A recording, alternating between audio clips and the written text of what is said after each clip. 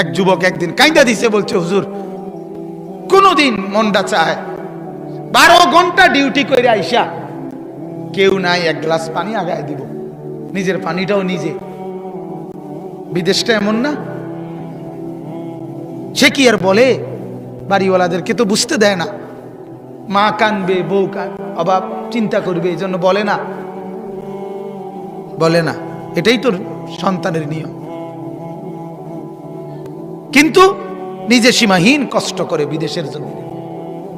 আমার কষ্ট লাগছে দেখে, আমি হজ উমরায় গেছি যে সৌদি আরব, আগে কতবারই দেখছি, এরা নিয়ে যায় দাওয়াত দিয়ে দিয়ে তাকে রুমে, এই ছোট্ট গদ্দুর জায়গার মধ্যে কষ্ট করে থাকে।